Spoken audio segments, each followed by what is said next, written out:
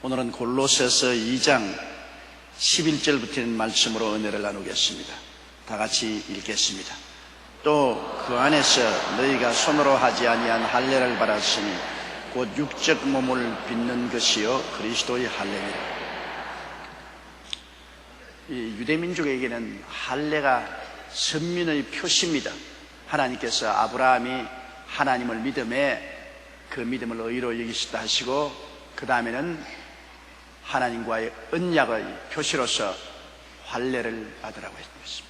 할례는 남자아이들이 태어나서 8해 만에 양피 가죽을 베는 것을 말하는 것입니다. 이 할례를 통해서 하나님과 특별히 언약 맺은 백성이라는 증거를 삼으신 것입니다. 그래서 이 할례의 언약은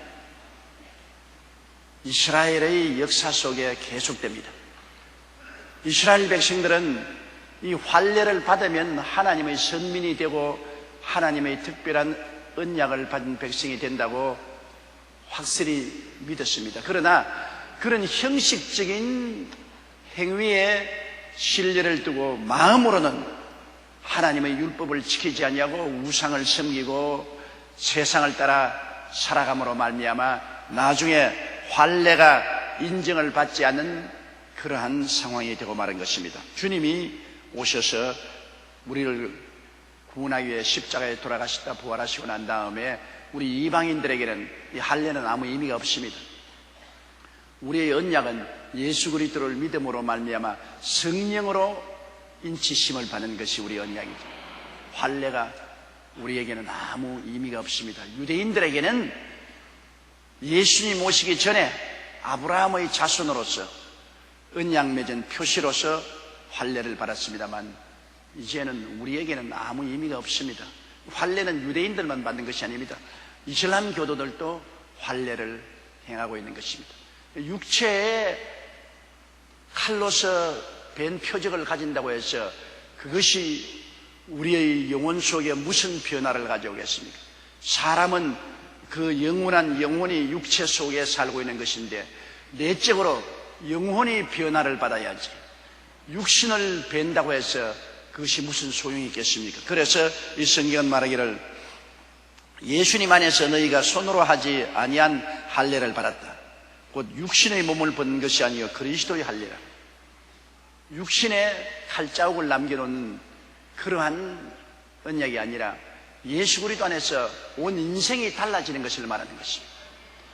양피 가죽 하나 비는 것이 아니라 온 육신의 정욕, 안목의 정욕, 일생 자랑으로 부패한 옛사람을 벗어버리는 것이 우리 예수 믿는 사람의 진짜 할례인 것입니다. 우리 예수 믿는 사람의 할례란 성령으로 말미암아 옛사람을 벗어버리고 새 사람으로 완전히 거듭나는 것이 진실한 할례라고 성경은 말하고 있는 것입니다. 그런데 초대교회 때는 이 할례 문제로 굉장히 고통이 많았습니다. 유대민족들이 예수 그리스도의 복음을 듣고 구원을 받고 난 다음에도 할례를 받아야 구원을 받는다, 그렇게 주장을 했습니다. 그래서 바울 선생하고 유대인들 사이에 굉장한 논란이 있었습니다. 바울 선생은 오직 믿음으로 말미암아 예수 그리스도의 은혜로 구원을 받는다고 했고, 유대인들은 그렇지 않다, 믿음으로 구원을 받아도 할례를 반드시 받아야 된다. 그래서 이것 때문에 예루살렘 공회를 열어서 예루살렘 공회에서 결정을 내린 것입니다. 예수를 믿음으로 말미암아 용서와 의와 영광을 얻는 것이지 할례를 통해서 구원받는 것은 아니 할례나 무할례가 아무 상관이 없다는 결정을 내린 것입니다. 실제로 할례를 받든지 할례를 안 받든지 그것이 문제가 아닌 것입니다. 예수를 믿느냐 안 믿느냐가 문제인 것입니다. 예수님께서 십자가에서 몸짓고 피 흘려 우리의 일생의 죄를 청산해 주셨는데 예수님이 다 이루어 놓은 그 일에 무슨 할례가 보탬이 되고 손해가 나는 것 아무것도 없습니다. 할례 받았다고 이익이 되는 것도 없고 안 받았다고 손해나는 것도 없는 것입니다.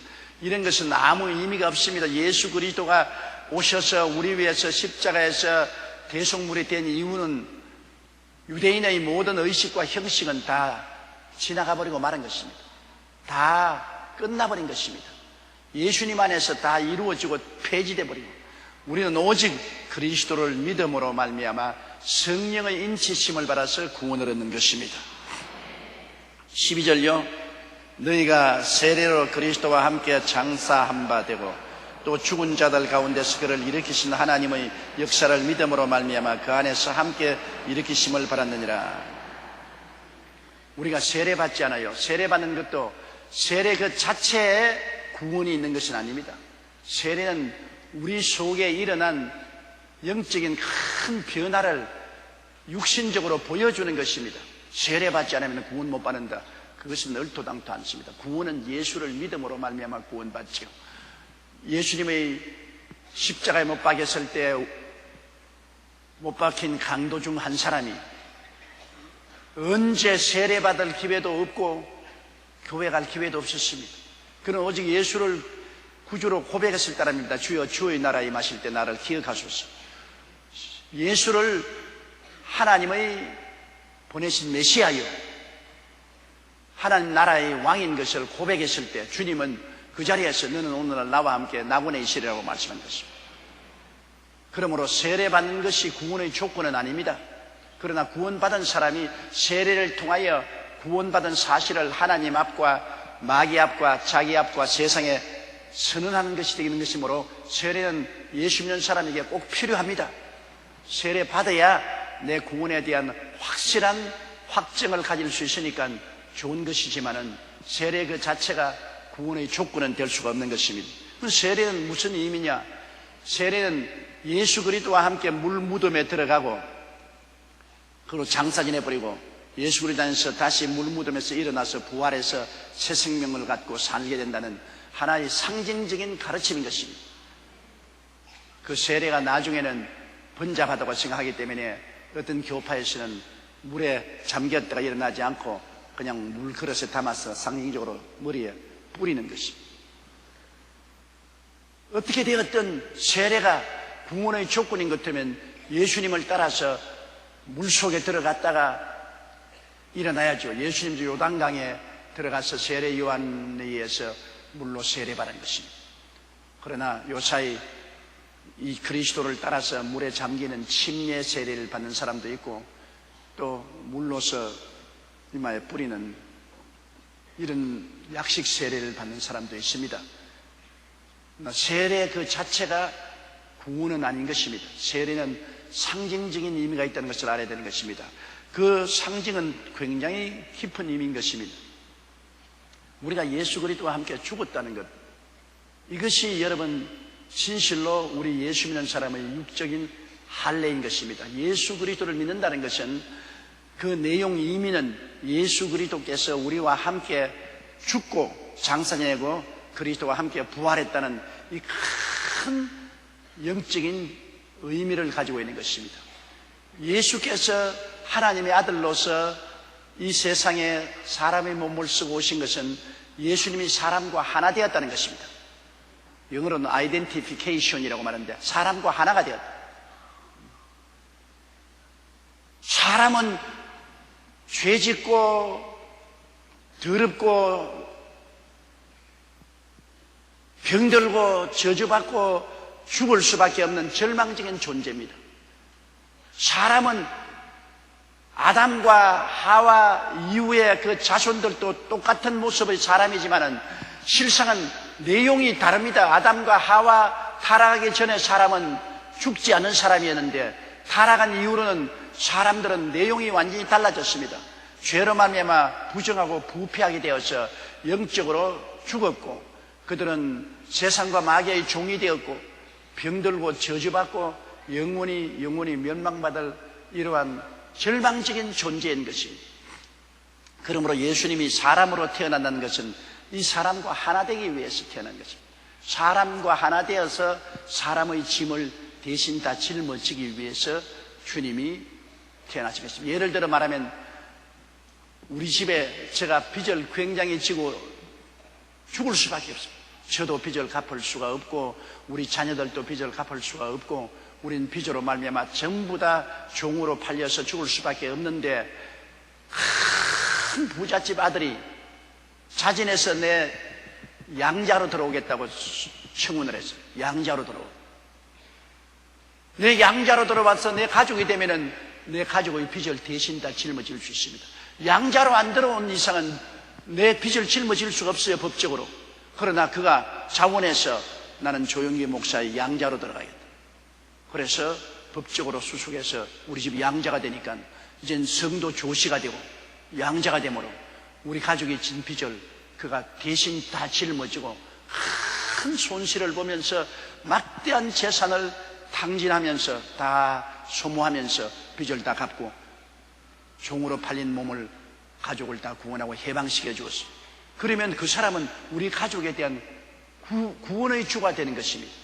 이처럼 예수님께서 사람의 몸으로 오신 것은 사람의 가족 속에 와서 사람들이 도저히 갚을 수 없는 죄의 빚, 세상 빚, 질병의 빚, 저주의 빚, 죽음의 빚을 주님이 끌어안고 인간 가족을 위해서 대신 청산해 주기 위해서 오셨습니다. 그러므로 주님이 사람으로 오지 아니하면 인간 가족이 되지 못하기 때문에 인간 가족을 대신해서 짐을 질 수가 없지요. 천사가 되어서는 할 수 없습니다. 그러기 때문에 인간 가족의 모든 짐을 대신 짊어질 수 있도록 하기 위해서 하나님의 아들 예수님이 사람으로 태어난 것입니다. 동정녀 마리아의 몸을 통해서 인간 가족으로 태어났었습니다. 그러나 예수님은 죄 지은 적도 없고 아무 죄짐을 짊어지지 않았습니다. 죄도 없고 세상과 마귀의 종도 되지 아니하고 병도 들지 아니하고 저주도 받지 아니하고 멸망도 받지 않습니다. 예수님은 완전한 하나님이 인간 가족인 사람으로 오셔서 사람처럼 되셨음에 인간의 모든 책임을 당신이 끌어안으십니다. 우리가 못 끌어안을 것을 다 주님이 대신 끌어안고 인간 가족 중 대표로서 십자가에 올라가서 죄의 대가로서 몸짓고 피 흘려 죽으시고 모든 세상의 부정부패를 청산하시고 채찍에 맞아 병을 짊어지시고 나무에 매달려 저주를 담당하시고 가족을 대표해서 죽어서 사흘 만에 사망과 음부를 다 이기시고 부활하셔서 새로운 인류 조상이 된 것입니다.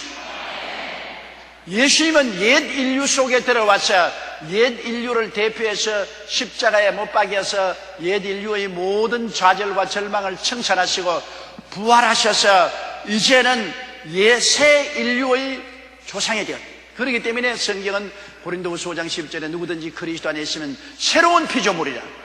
이전 것은 지나갔으니 아담과 하와의 옛 인간 가족이 가졌던 모든 것은 다 지나갔으니 보라 새 것이 되었도다. 예수님 안에서 이제는 새 것이 된 것은 예수께서 우리와 하나 된 것처럼 이제 우리도 예수와 하나 된 것입니다. 예수님이 우리와 하나 되기 위해서 사람이 되어 오셔서 사람을 끌어안고 다 청산하시고 부활하심으로 이제 우리는 믿음으로 예수 그리스도와 하나 되는 것입니다. 예수 그리스도와 하나 된다는 것은 예수님을 통해서 우리는 죄를 이긴 사람이요, 세상과 마귀를 이겨버린 사람이요, 병을 이겨버린 사람이요, 저주를 이겨버린 사람이요, 사망과 음부를 이겨버린 사람인 것입니다. 천냥지차가 있는 것입니다. 천지개벽도 이런 천지개벽이 있을 수가 없습니다. 예수를 믿는다는 것과 안 믿는다는 것의 차이는 엄청납니다. 예수를 안 믿을 때는 아담의 자손으로서 처절한 부패와 좌절과 절망의 종살이로 그대로 있다가 그 길로 질풍처럼 불려가서 지옥으로 떨어지는 것입니다. 그러나 예수 안에 들어오면 이게 다 청산되어 버리고 깨끗이 없어져 버리고 그리스도 안에서 새로운 사람으로 놀랐지. 그것을 새로 태어나는 겁니다. 완전히 새 사람이 태어나는 것입니다. 종교가 아닙니다. 의식과 형식이 아닙니다. 무슨 양피 가죽 칼로서 베어놓은 그런 육체의 상처를 입혀놓고 증거를 삼는 그런 건 아닙니다. 아예 존재적인 근원이 달라져 버린 것입니다. 사망에서 생명으로, 흑암에서 광명으로, 저주에서 축복으로, 멸망에서 영원한 생명으로, 지옥에서 천국으로 운명과 팔자가 완전히 달라지는 것입니다. 그게 바로 세례요. 세례받는다는 것은 예수님과 함께 죽고 장사지낸 바 되고 예수님과 함께 부활해서 그리스도 안에서 하늘 보좌에 앉는다는 것을 말하는 것입니다. 어느 정도냐? 지금 우리 육신으로 이 세상에 살고 여의도 순복음교회와 계시지만은 실제는 예수 안에서 이미 그리스도와 하나 되어 보좌에 앉아 있는 것입니다. 예수님 하늘 보좌에 앉아 계시기 때문에 예수님과 함께 하나님의 보좌 우편에 우리는 영적으로 앉아있는 것입니다. 육신의 장막짐이 떠났다면 그 다음 순간에 우리는 예수 그리스도와 함께 하나님의 보좌 우편에 와 있는 것을 보게 될 것입니다. 모든 천사, 모든 하늘의 영체들이 다 예배드리는 그 예수님의 보좌에 그리스도와 함께 앉아있게 되는 것입니다. 그러므로 예수 믿는 것은 그리스도와 하나 되는 것을 말하는 것입니다. 예수님이 이 땅에 2000년 전에 사람과 하나 되기 위해서 오셨으니 이제는 예수 믿고 우리는 그 부활하신 예수와 하나 되는 것을 말하는 것입니다. 이걸 여러분 철저히 알아야 여러분의 변화를 알 수가 있는 것입니다.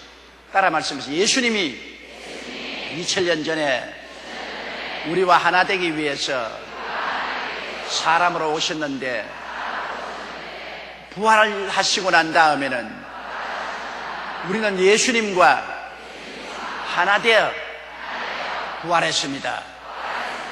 그리스도가 우리와 하나 되시고 우리는 그리스도와 하나 되고 이래도 하나 되고 저래도 하나 되고 살아도 하나 되고 죽어도 하나 되고 얼마나 예수님과 우리와 가깝습니까?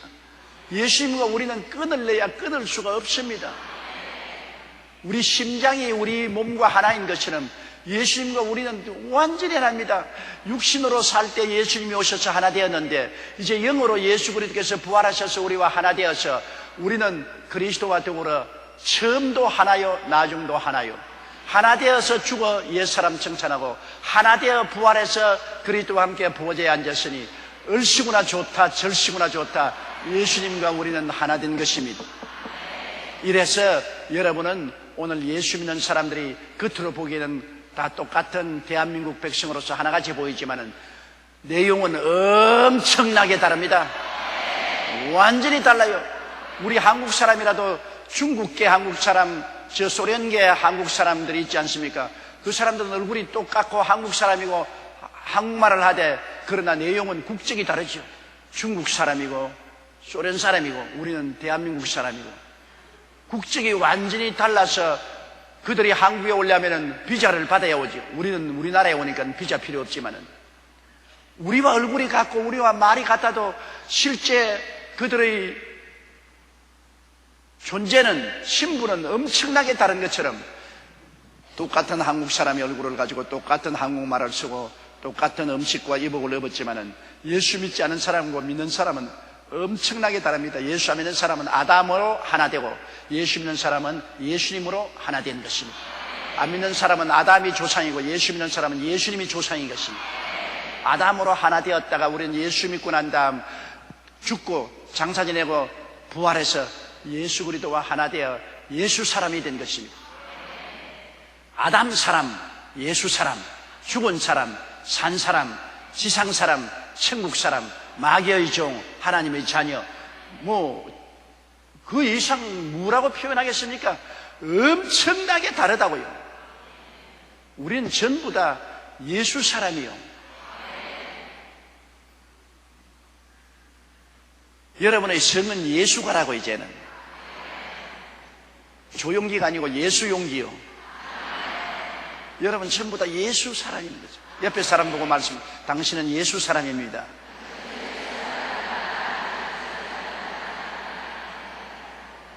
그렇기 때문에 12절 말씀이 너희가 세례로 그리스도와 함께 장사한 바 되고 또 죽은 자들 가운데서 그를 일으키신 하나님의 역사를 믿음으로 말미암아 그 안에서 함께 일으키심을 바랐느니라. 하나 되었다 그 말인 것입니다. 우리는 언제나 예수와 함께 삽니다. 지금도 예수님과 하나 되어 있어요. 예수님 눈에 안 보이지만 예수님 포도나무에 우리는 가지로서 예수님과 하나 되어 있어요. 예수님이 어디 계시냐? 여기 이 자리에 계셔요. 나와 하나 되어서 계신 것입니다. 이제는 살아도 예수님과 살고 죽어도 예수님 같이 죽고 천당 가도 예수님 같이 가고 예수님 없는 우리 삶은 생각할 수가 없는 것입니다. 자나 깨나 일어나나 앉아나 일하나 노나 항상 예수님과 함께하고 있는 것입니다. 예수님과 나와 떨어져 있다고 생각하는 것은 큰 오해요 망상입니다. 예수 믿는 사람은 그리스도와 함께 그리스도 안에서 살게 되는 것입니다.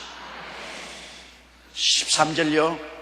또 너희 범죄와 육체의 무한료로 죽었던 너희를 하나님이 그와 함께 살리시고 우리에게 모든 죄를 사하시고, 너희 범죄, 우리 모든 아담과 하와는 원래부터 원죄로서 하나님께 버림받았으나 또 자범죄로서 모든 하나님의 법을 다 어긴 죄인 아닙니까? 오늘 세상에 사는 동안에 우리 죄 없는 사람 누가 있습니까? 모두 다 죄인이지요. 모든 사람이 죄를 범하였으니 하나님의 영광이 이루어지거든. 죄 없는 사람 나와보라 했어요. 아무도 없어요. 죄가 모래알처럼 많죠. 하나님의 계명을 다 어겼죠. 그러므로 우리는 범죄와 육체의 무할례로, 육체의 무할례라는 것은 죄의 몸을 그대로 덮어쓰고 있다. 이스라엘 백성의 무슨 양피 가죽 베는 무할례가 아니라 육체의 무할례, 우리 육체가 죽지 않고 부패한 육체를 그대로 가지고 있지 않습니까? 죄 지었고 우리는 아담의 자손들로서 육체의 부패한 육체의 무할례로 죽었던 너희를, 우리는 완전히 깨끗이 죽었죠. 영적으로 하나님께 버림받아 죽었던 너희를 하나님이 그와 함께 살리시고, 예수님 안에서 하나님이 함께 살렸다는 것은 예수님이 우리 끌어안고 죽었으므로 예수님 살아날 때도 예수님이 우리 끌어안고 살아난 것입니다. 함께죠. 예수님 십자가에 우리 대표해서 우리를 끌어안고 십자가에서 죽었고 우리를 끌어안고 장례 지냈으니 살아날 때도 예수님이 살아나니까 우리 끌어안고 있는 우리도 함께 살아나는 것입니다. 예수님 안에 있어요. 우리는 하나님께 부름받을 때 예수님 안에 있고, 예수님은 하나님께로 보냄받아 우리는 예수님 안에 들어왔습니다. 그러므로 예수님 십자가에 못 박히면 우리도 함께 못 박히고, 예수님 무덤에 들어가면 함께 들어가고, 부활하시면 함께 부활하시고, 보좌에 앉으시면 우리도 예수 안에 있으니 함께 보좌에 앉으시고. 그러니 우리는 예수님 은총으로 사는 것이지 예수님 밖에 있어가지고는 절대로 사는 법이 없습니다. 물을 떠난 고기가 혹시 산다 하여도 예수 떠난 심령은 사는 법이 없어요. 절대로 예수 안 믿고 천당 가는 사람 없고, 예수 안 믿고 영생 복락을 누릴 사람은 절대로 없어요. 속지 마세요. 수양과 도덕 예수 밖에서 아무리 해도 소용없어요. 종교 예수 밖에 아무리 종교를 믿어도 역시 부패한 인생이요. 예수님 안에 들어와야 새롭게 되는 것입니다. 예수 안에서만이 구원이 있는 것입니다. 그러므로 너희 범죄와 육체의 무할례로 죽었던 너희를 하나님이 그와 함께 살리시고 우리에게 모든 죄를 사하시고, 예수님 안에 있으니까 예수님 피공로로 죄를 다 용서하신 거죠. 우리 선한 행위로 용서받은 것이 아니고 예수님이 피공로로 주님께서 다 죄를 청산해 버리시고. 14절요.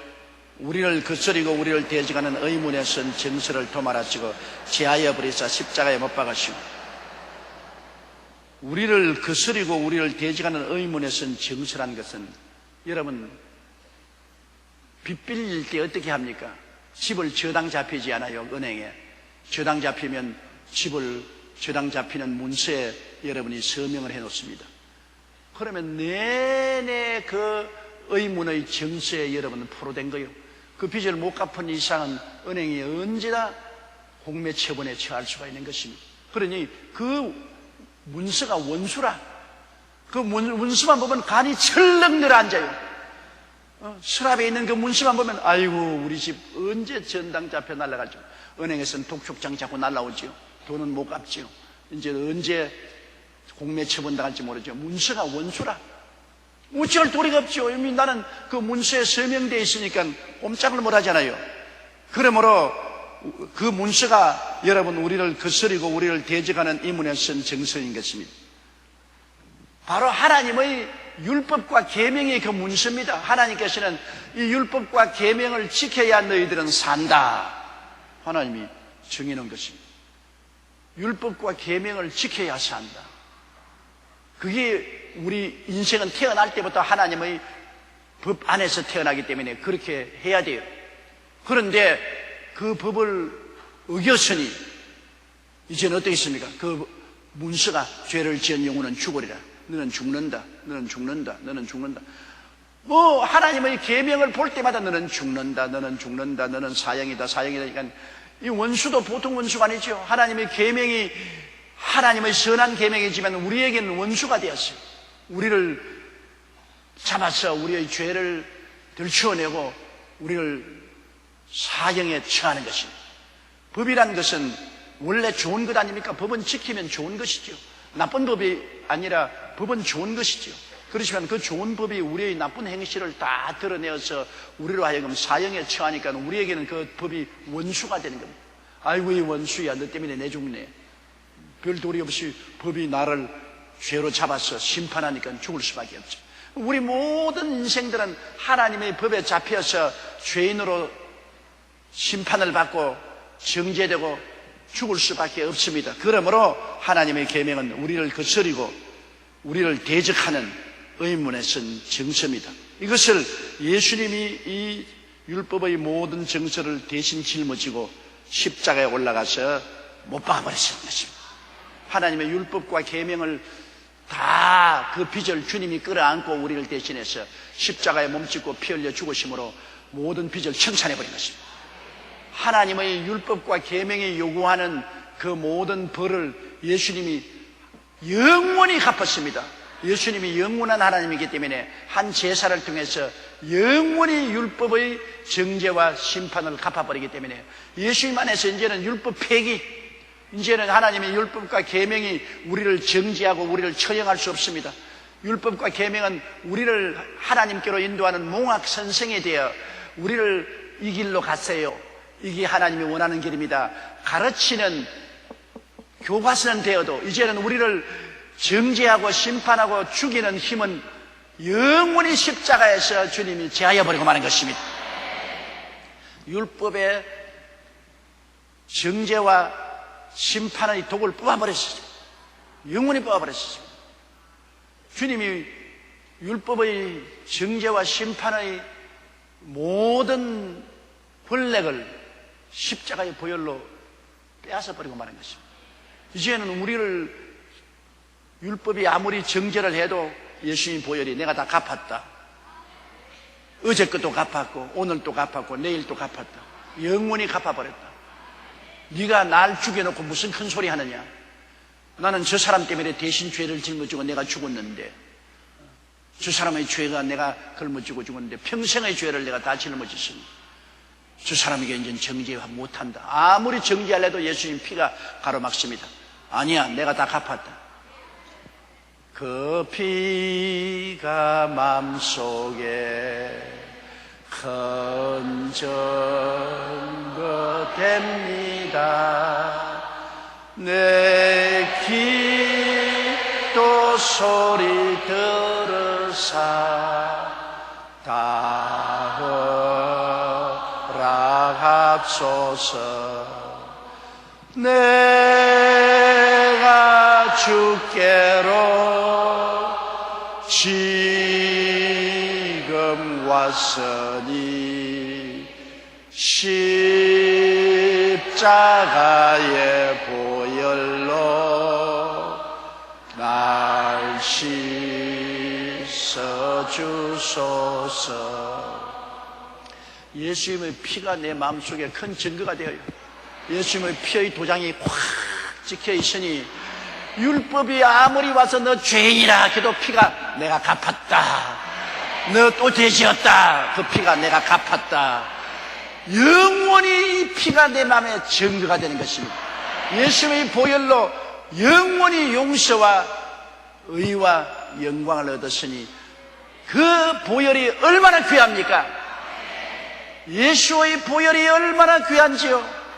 그 피값으로 우리는 구원을 받지 우리의 의로운 행위로 절대로 구원 못 받습니다. 그러므로 우리는 영생토록 예수님의 보혈을 찬미하고 감사하고 그 보혈의 우상 밑에 살아야 되는 것입니다. 우리 주님께서 우리를 거스리고 우리를 대적하는 율법 음원에 쓴 정서를 아주 지워버리고 제하여버려서 십자가에 못 박아버렸습니다. 그러니 이제는 율법의 위협은 없어요. 율법은 우리에게 거울이 됩니다. 이제는 율법은 우리에게 잘못된 행위가 있으면 잘못했어요, 더러워요, 고쳐야 하나님께 꾸중 듣지 않아요, 고치세요. 그렇게 우리를 도와주는 거울이지요. 우리를 심판하거나 정죄하거나 죽일 힘은 없어져버리고 마는 것입니다. 율법의 역할이 달라졌죠. 옛날엔 심판하고 정죄하고 죽이는 역할인데 이제는 우리에게 우리 잘못을 지적하고 깨닫게 하고 가르쳐서 하나님 앞에 올바르게 서게 하는 가이드북이 되는 것입니다. 얼마나 감사한 일인지 모릅니다. 그 다음 15절요. 정사와 권세를 벗어버려 밝게 드러내시고 십자가로 승리하시느니라. 정사와 권세는 뭐냐면 마귀의 정사와 권세를 말합니다. 마귀의 정부, 마귀는 마귀 정부의 왕이 아닙니까? 권세는 마귀의 군대를 말하는 것입니다. 마귀의 경찰, 마귀의 군대. 마귀는 독재자로서 공중에 권세하고 마귀의 군대인 타락한 천사와 귀신들로 더불어 우리를 공격하는데, 마귀가 우리를 공격할 수 있는 조건이 우리가 죄를 지었기 때문에 그런 것입니다. 율법으로 말미암아, 율법이 죄를 지었다고 하니까 마귀가 죄 지었으니까 이제는 우리는 마음대로 공격하자. 우리 죄값으로 말미암아 마귀가 우리를 마음대로 짓밟고 멱살을 잡고 휘휘 돌리고 종으로 삼았습니다. 그러나 이제 예수님의 보혈이 와서 죄를 다 청산해버리니까 마귀가 와서 우리를 너 죄 지었으니 우리가 잡으려고 해도 피가 아니야, 내가 갚았어. 예수님의 보혈은 율법만 다 청산한 것이 아니라 마귀의 정사와 권세를 무장해제해버린 것입니다. 마귀가 우리를 도적질하고 죽이고 멸망시키는 조건은 죄 때문에 그런 것입니다. 아담과 하와가 에덴에서 하나님을 반역하는 죄를 안 지었으면 마귀가 어떻게 아담과 하와를 종으로 묶을 수 있어요? 죄 지었기 때문에 그런 것입니다. 그러나 그 죄값을 예수님이 보혈로 갚아버리기 때문에 그 보혈로 말미암아 마귀의 지위도 마귀의 권세도 다 해체되어 버리고 마는 것입니다. 마귀는 이제 우리하고 관계가 없어요. 마귀가 이제는 아무리 흑암의 권세를 가진 어두움의 임금이요 어두움의 군대를 가졌어도 우리를 칠 수 없는 것은 마귀의 어떠한 창칼과 화살도 우리를 번져하지 못하는 놀라운 방패가 있습니다. 예수의 보혈인 것입니다. 예수의 보혈 앞에는 마귀의 모든 정사와 권세가 다 무장 해제되어 버리고 말아버린 것입니다. 마귀는 예수 보혈 앞에 마귀는 아무 효과가 없어요. 그러니 예수님의 십자가의 보혈의 효과가 얼마나 큽니까? 율법의 정죄와 심판을 다 무력화해버리고 또한 죄로 말미암아 우리를 도적질하고 죽이고 멸망시키는 마귀의 정사와 권세도 다 해체해버리고 십자가로 승리해버리고 말한 것입니다. 그러므로 예수 그리스도의 보혈 안에서 우리는 영원한 승리자가 된 것입니다. 사망이나 생명이나 무엇이든지 우리를 도적질하고 죽이고 멸망시킬 수 없는 것은 예수님의 보혈 밑에 있기 때문인 것입니다. 주님의 보혈을 깨달아 알아야 되는 것입니다. 예수님의 보혈하니까 뭐 그런가 보다 생각하는데 그리스도의 보혈의 그 위대한 능력이 하나님 앞에서 우리의 죄를 다 도말하심으로 예수 보혈을 의지하면 하나님과 우리 사이에 막힌 담이 없어서 아주 대로가 열림으로 예수 그리스도의 보혈을 의지하고 그 이름을 힘입어 언제나 아버지의 보좌 앞에 마음대로 나갈 수 있는 것입니다. 어디 감히 하나님 앞에 사람이 있어요? 그 위험하고 그 거룩한 하나님 앞에 인간의 힘으로 어떻게 써요? 예수님의 보혈을 의지하면 죄가 다 용서받고 의로운 옷을 입고 설 수 있게 됐으며 예수님 보혈을 이미고 나가면 아무리 강하고 무서운 마귀도 한 길로 왔다가 보혈 앞에 7길로 도망치고 만다. 나의 죄를 씻기는 예수의 피밖에 없네. 다시 성케 하기도 예수의 피밖에 없네. 예수의 흘린 피 나리게 하오니 귀하고 귀하다. 예수의 피밖에 없네. 그러니 예수 보혈 만세. 예수 그리스도의 보혈 앞에 우리는 율법도 우리를 막지 못하고 사탄 마귀도 우리를 막지 못하고 그리스도의 보혈 앞에 천천만세 자유와 해방을 얻고 예수 그리스도의 의로움으로 옷 입고 보혈의 능력으로 거룩과 성령으로 충만하고 보혈의 능력으로 병 고침 받고 보혈의 능력으로 저주에서 해방되고 보혈의 능력으로 사망과 음부를 다 극복하고 부활과 영생과 천국 시민이 되어 살게 되었으니 예수의 보혈을 얼마나 감사해야 될지 말로 다 할 수 없습니다. 벌써 아담의 자손인 가인과 아벨이 하나님께 제물 드릴 때 가인은 자기 손으로 농사 지은 산물을 가지고 제단에 제물을 드리고 아벨은 어린 양을 잡아 피를 흘려서 제물로 드렸었습니다. 그럴 때 하나님은 가인의 제물은 받아들이지 않았습니다. 인본주의로 인간의 수단과 방법으로 하나님께 나오려는 가인은 받아들이지 않고 아벨의 제물은 받아들였습니다. 아벨은 어린 양 예수 그리스도가 장차 오셔서 우리를 대신하여 죄의 제물이 될 것을 상징하는 어린 양을 잡아 피를 흘려 제물로 드렸기 때문에 그 예수 그리스도의 피를 상징하는 어린 양을 드린 아벨의 제물은 받아들인 것입니다. 벌써 창세 때부터 보십시오. 인본주의로 인간의 선한 행위나 인간의 노력이나 인간의 열매를 가지고 하나님 앞에 제사 드리는 하나님 안 받아들입니다. 죄투성인데 뭘 인간의 제물을 받아요. 그러나 하나님의 아들 어린 양 예수께서 장차 십자가의 제물이 되어 보혈로 우리를 용서하고 하나님 앞에 길을 열어주시고 사탄을 멸할 것을 상징하는 어린 양을 잡아 제물을 드린 아벨은 하나님이 받아들이고 그 제물을 용납한 것입니다. 벌써 창세기 때부터 하나님은 어린 양을 통해서 구원한다는 것을 아담에게 벌써 가르쳐 주십니다. 그래서 아브라함도 이삭도 야곱도 다 양의 짐승을 잡아 피를 흘려 하나님께 제사드립니다. 피 흘림이 없은즉 죄사함이 없습니다. 피 흘림이 없은즉 주님 앞에 나가지 못해요. 구약의 모든 제사의식은 피가 강물같이 흘렀습니다. 속죄 제물, 속건 제물, 번제물, 화목 제물, 감사 제물, 무엇이든지 짐승을 잡아 피를 흘려야 됐습니다. 예수님이 십자가 보혈을 상징하는 피를 흘려야 하나님 받아들이죠. 피 흘림이 없이는 하나님 앞에 받아들일 수도 없고 하나님 앞에 나갈 수도 없습니다. 구약의 모든 제사가 다 예수님을 상징하는 보혈을 피를 흘린 것입니다.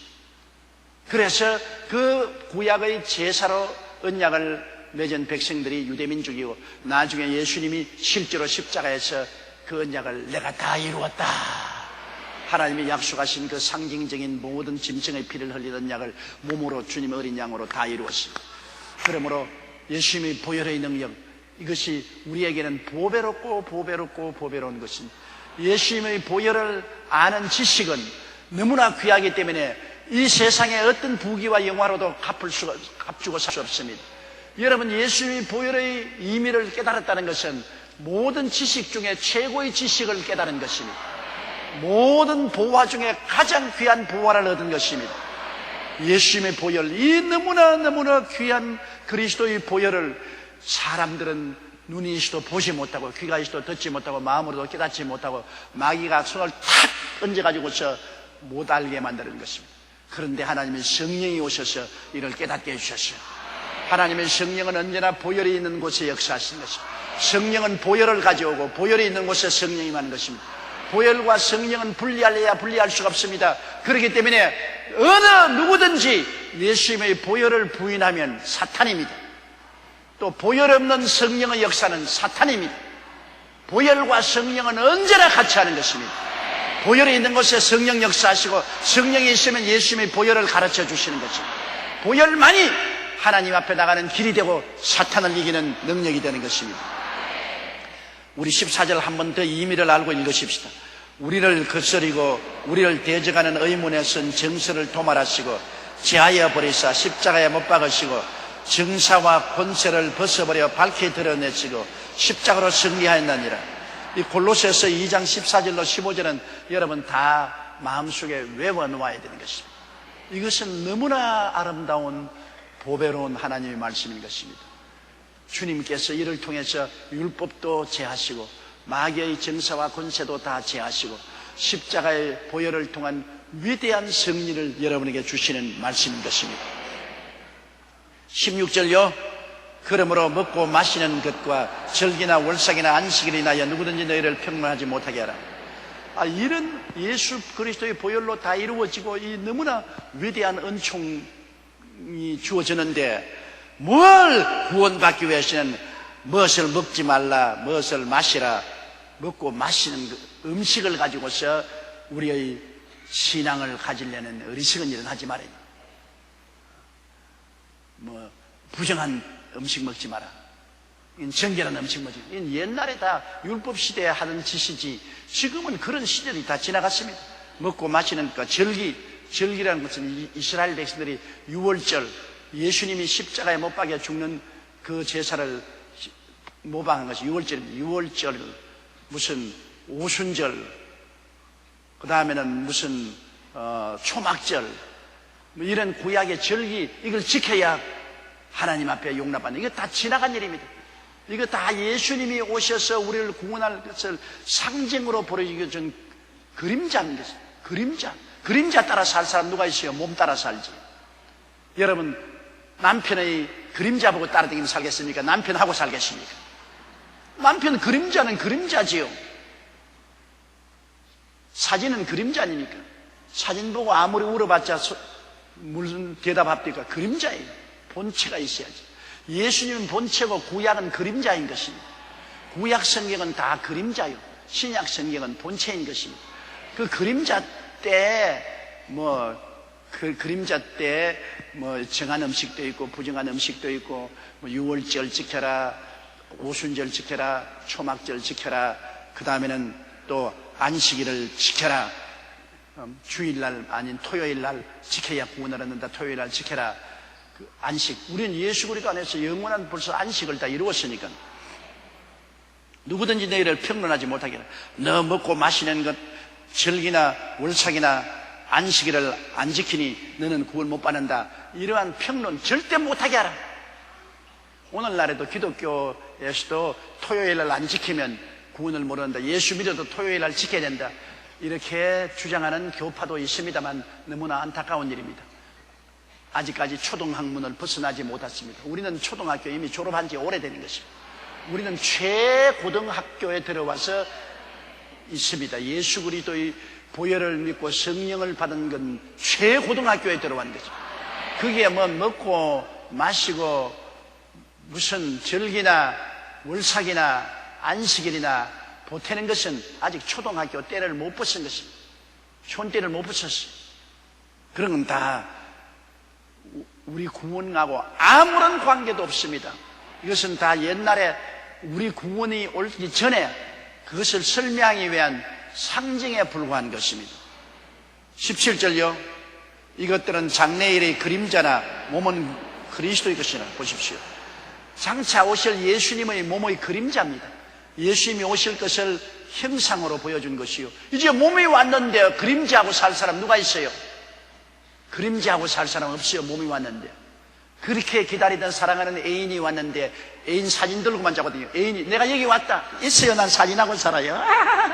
사진이 좋아. 사진이 좋아. 영 돌았어. 영 돌았어. 아니 본인이 와 있는데 본인을 제껴놓고 자꾸 사진 좋다고 사진 따라다니는. 여러분, 예수님 본체가 왔는데 예수님의 사진인 예수님의 그림자, 무슨 절기나 월삭이나 안식일이나 먹고 마시는 것이나 이런 것을 따라가지 말아야. 옛날에는 필요했죠. 예수님 오시기 전에는 사진이라도 봐야죠. 그러나 실제를 보는 것이 좋죠. 이번에도 남북한 서로 이산가족 만나는데 텔레비전을 보니까 좋기는 좋지만 안 보는 것보다 못하진 않지만 얼마나 답답하지 않아요? 텔레비전 보고서 이하고 절하고 눈물 흘리고 그래도 실감이 나지 않잖아요. 아무래도 온기를 느끼고 손을 잡아봐야지. 얼굴도 비벼보고 그걸 안아보고. 근데 우리는 지금 예수님 손을 잡고 예수님의 영인 성령이 우리 속에 들어와서 우리와 같이 계시고 그리스도와 함께 사는데 뭘 사진 가지고 살아요? 사진 따라가요. 그런 허망한 일에 절대로 떨어져서는 안 될 것입니다. 또 18절요. 누구든지 일부러 겸손함과 천세 숭배함을 인하여 너희 상을 빼앗지 못하게 하라. 저가 그 본 것을 의지하여 그 육체의 마음을 쫓아 헛되이 과장하고. 골로새에 있는 교인들 중에 잘못된 사람이 있습니다. 왜냐하면 하나님은 너무 거룩하기 때문에 우리가 직접 하나님께 나갈 수가 없고 천사를 통해야 나가야 된다. 그러므로 가브리엘 천사나 미가엘 천사나 여러 가지 천사 이름을 부르면서 천사를 통해서 가야 된다. 이런 엉터리 같은 소리 하지. 하나님은 한 분이시요 하나님과 사람 사이의 중보도 한 분이시니 그리스도 예수시라. 예수 그리스도를 통해서 우리는 하나님께 직접 나가지 천사의 중재를 받지 않습니다. 구약시대에는 천사들이 나타나서 하나님의 일을 말하고 하나님 앞에 나가도록 인도도 하고 했지만, 이제는 우린 예수님을 직접 통해서 성령이 오셔서 우리를 이끌어주는 시대에 일부러 천사 숭배를 해서는 안 돼요. 아유, 우리 어떻게 그만하게 하나님 앞에 직접 나간단 말이고, 우리 겸손하게 천사를 통해서 나가야 된다. 이런 엉터리 같은 소리 하는 절대 따라가지 말아야 된다. 누구든지 일부러 겸손해. 일부러 하나님께 우리가 그냥 나가는 것은 교만하다. 겸손하게 천사를 통해서 나가야 된다. 이렇게 해서 잘못 믿어서 예수 믿는 영원한 천국의 상을 빼앗겨서는 안 되는 것입니다. 제가 본 것을 의지하여 그 육체의 마음을 쫓아 헛되이 과장한 꿈에 보았다, 환상을 보았다, 그러므로 천사를 통해 구원만, 이런 소리 절대 믿지 마십시오. 19절요. 머리를 붙들지 아니하는지라 온몸이 머리로 말미암아 마디와 힘줄로 공급함을 얻고 연합하여 하나님의 자라게 하심으로 자라느니라. 머리는 예수님인 것입니다. 교회의 머리는 예수님인 것이요, 우리의 머리도 예수님인 것입니다. 가정도 그렇잖아요. 한 가정의 머리는 남편이요, 아내는 수족입니다. 수족이 없는 머리는 혼자 덩그러니 있어가 아무것도 못하고, 또 머리가 없는 수족은 무엇을 할지 방향을 잡지 못합니다. 그러므로 교회도 머리는 예수님인 것입니다. 예수님이 시킨 대로만 해야 돼요. 예수님을 통해서 모든 신경과 핏줄이 연결되어서 우리가 살아가고 있지 않습니까? 머리 예수님을 안 잡고 예수님 내놓고 무슨 천사를 따라가야 된다, 무슨 엘리야를 따라가야 된다, 무슨 새로 태어난 주님을 따라가야 된다, 그런 엉터리 같은 소리 하면 안 돼요. 예수님의 머리는 영원히 우리의 머리가 됐습니다. 영원히 교회의 머리는 예수님이고, 영원히 우리 예수 믿는 사람의 머리는 예수님이 우리 머리고, 우리는 그 지체인 것입니다. 자, 20절요. 너희가 세상의 초등학문에서 그리스도와 함께 죽었거든 어찌하여 세상에 사는 것과 같이 이 문에 순종하느냐. 보십시오. 세상의 초등학문, 구약은 초등학문이요, 신약은 대학원 졸업인 것입니다. 대학원 졸업한 우리가 왜 초등학문을 또 따라가느냐 말이야. 예수님 오실 것을 상징적으로 보여주고 가르쳐 줬는데, 이미 예수님 오셔서 나의 마음속에 들어와 있고 나는 예수님 모시고 사는 이 가장 정점에 도달했는데, 뭘 지금 초등학문에 예수님 오실 것을 고대하면서 상징적으로 가르치는 그것을 따라갑니까? 그러므로 이 성경엔 너희가 세상의 초등학문에서 그리스도와 함께 이미 죽었지 않습니까? 예수님과 함께 죽음으로 옛 구약시대 옛 아담의 후손들은 다 청산해버리고 이미 그리스도 안에서 새 세상에 태어나서 살고 있으니까 옛날 것을 따라 살지 말라는 것입니다. 옛날 종교의식요. 곧 21절 말입니다. 읽으십시다. 곧 붙잡지도 말고 맛보지도 말고 만지도 말라는 것이라. 그것은 종교의식 속에서 이것은 손대지 마라, 이것은 손대면 이거는 거룩하지 못하다, 이거는 거룩하다. 구약에 그렇게 만지 않습니까? 성전의 그릇을 만지면 거룩해진다, 옷은 만지면 거룩해진다, 그러므로 또 뭐 시체는 만지면 더러워진다, 벌레 죽은 거 만지면 더러워진다, 이런 초등학문적인 그런 시시한 짓 하지 말은 것입니다. 붙잡지도 말고 맛보지도 말고 만지지도 말라는 행위의 신앙, 의식적인 신앙, 이 모든 것은 쓰는 대로 부패에 돌아가리라. 사람의 명과 가르침을 쫓느냐. 23절요. 이런 것들은 자의적 숭배와 겸손과 몸을 괴롭게 하는데 지혜 있는 모양이나 오직 육체 쫓는 것을 거만되는 유익이 조금도 없느니라. 우리 육체를 벗어버리는 것은 예수를 믿고 거듭나는 것이 중요한 것이지. 예수 믿고 옛사람이 죽고 청산되고 새 사람으로 태어나서 성령이 오셔서 우리를 변화시켜 주시는 것입니다. 하나님의 성령이 우리를 진리 가운데로 인도하고 깨닫게 하고 변화시켜 주시고 믿음, 소망, 사랑, 의의, 평강, 희락을 주시고 사랑과 희락과 화평과 오래 참음과 자비와 양성과 중성과 온유와 절제 같은 열매를 성령이 맺게 해주시는 것입니다. 인간의 힘으로 붙잡지도 말고 맛보지도 말고 만지도 말라, 이러한 사람의 명령과 가르침을 쫓아서 우리가 변화되는 것이 아닙니다. 천사 순봉하고 천사를 따라가야 된다, 무슨 특별한 축복해 준 물을 마셔야 된다, 특별한 음식을 먹어야 된다, 그래서 고행을 시키고 그런 것 가지고서 절대로 우리가 변화받지 않습니다. 옛날에 천부교인 박태선이 축복한 물을 마셔야 변화를 받는다. 사람들에게 그런 고통만 갖다 주지 그런 것은 변화 오지 않습니다. 또 어떠한 교파에서는 시집 장가를 그 특별한 교주에게 축복을 받아야 된다. 옛날에 시집 장가된 것은 소용이 없다. 내가 신학교 다닐 때 참 그런 장면을 보았었어요. 부부간에 잘 사는데 그 종교를 믿어가지고서 세상에서 결혼한 것은 효과가 없다. 그분이 맺어주는 사람과 결혼해야 구원을 받는다. 그래가지고서 자식들이 다 있는데 합동 결혼식에 다른 남자, 다른 여자하고 짝을 지어서 결혼을 합니다. 그 자녀들이 제가 아는 집인도 있었어요. 아버지, 엄마 손을 잡고 엄마, 아버지 이럴 수가 있냐고 동동구름을 치고 울어도 그 교주가 너희 세상에서 결혼한 것은 인정할 수 없다. 교주가 축복한 결혼을 해야 복을 받는데 교주가 짝을 지은 정도로 하라.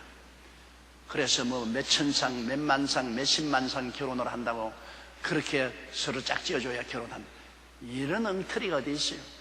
그런 것으로 말미암아 구원을 얻고 죄사함을 받는다. 이러한 것은 전부 이단과 사설이요 잘못된 것입니다. 구원은 오직 예수 그리스도의 보혈밖에 없습니다. 그 은혜를 인하여 믿음으로 말미암아 구원을 얻었나니 이것이 우리에게서 난 것이 아니요 하나님의 선물이라. 행위에서 난 것이 아니니 아무도 자랑치 못하게 하렵니다. 행위에서 난 것 아닙니다. 하나님이 선물로 주신 것이요 그 선물은 예수 그리스도밖에 없은 것입니다. 무슨 거룩한 물도 없고 혼인잔치를 통해서 구원받는 것도 아니고 어떠한 행위로 구원받는 것도 아니에요. 예수 그리스도와 그 보혈을 통해서 구원받는 것입니다. 간단합니다. 이런 것을 왜 복잡하게 만듭니까? 이런 것을 왜 미혹스럽게 만드는 것입니까? 사람들은 자꾸 복잡하고 미혹한 것을 따라가는데 하나님이 주신 길은 너무나 곱고 바르고 간단하고 단순합니다. 하나님이 세상을 이처럼 사랑하사 독생자를 주었으니 누구든지 저를 믿으면 멸망하지 않고 영생을 얻으리라. 예수 따라가며 복음 순종하면 우리 행할 길 환하겠네.